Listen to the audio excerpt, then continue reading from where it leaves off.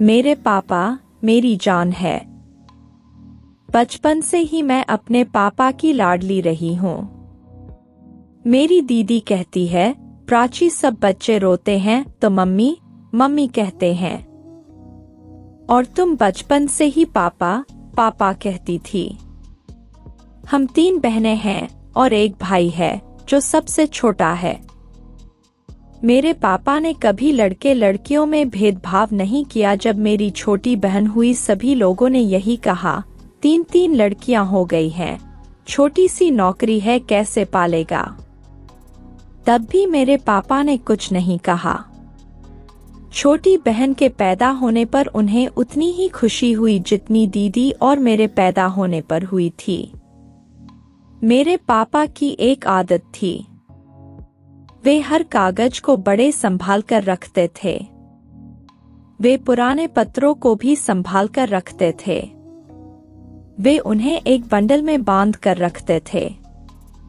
मैं जब बड़ी हुई तो मुझे पढ़ने का बहुत शौक था। मैं एक दिन वही बंडल लेकर पढ़ने बैठ गई। उन पत्रों को पढ़ रही थी तो मैंने उसमें एक पत्र देखा जो मेरे पापा ने मम्मी को उस समय लिखा था जब मेरी छोटी बहन हुई थी, क्योंकि उस समय मम्मी नानी के घर पर ही थी। यह सन 1980 की बात है। वह पत्र यह लिखा था, प्रिय सुषमा, कैसी हो? मैं यहाँ ठीक हूँ और आशा करता हूँ कि तुम लोग भी वहाँ ठीक होगे। बच्चे भी मजे में होंगे। हमें तीसरी बिटिया हुई है, तुम इस बात का बिल्कुल दुख मत करना। हमारे घर एक और लक्ष्मी आई है। मैं बहुत खुश हूँ और तुम लोगों का रास्ता देख रहा हूँ। भगवान जो करते हैं अच्छे के लिए करते हैं। मैं कहानी लिखता हूँ, पढ़ो। एक राजा था, उसकी उंगली में चोट लग गई। सभी लोग दुख मनाने लगे। तो मंत्री ने कहा कि भगवान जो करता है वह अच्छे के लिए करता है। तो राजा को बहुत बुरा लगा, उसने उसको दंड दिया। उसके एक दिन बाद राजा शिकार करने गया तो राजा को जंगली लोगों ने पकड़ लिया। वे लोग राजा की बलि देने लगे।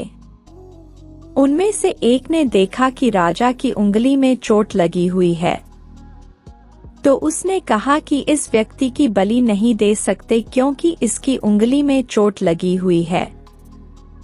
तो उन्होंने राजा को छोड़ दिया। तब राजा के समझ में आया कि भगवान जो करता है अच्छे के लिए करता है। और जब वो वापस अपने राज्य में आया तो उसने मंत्री को कारावास से निकलवा लिया। इस कहानी के जरिए मैं तुमको यह कह रहा हूँ कि जो बिटिया आई है हमारे अच्छे के लिए आई है। तुम दुख मत करना। भगवान जो करता है अच्छे के लिए करता है। तो ऐसे है मेरे पापा। पत्र पढ़कर मुझे मेरे पापा पर बहुत गर्व हुआ। मैंने यह पत्र दीदी और छोटी बहन को भी पढ़वाया, मगर हमने पापा को कभी यह बात नहीं बताई। मेरे पापा में बहुत सी क्वालिटी हैं, मगर आज इतना ही, फिर कभी दूसरा किस्सा सुनाऊंगी। भगवान करे मेरे पापा दीर्घायु हो और सदा उनका आशीर्वाद हम पर बना रहे।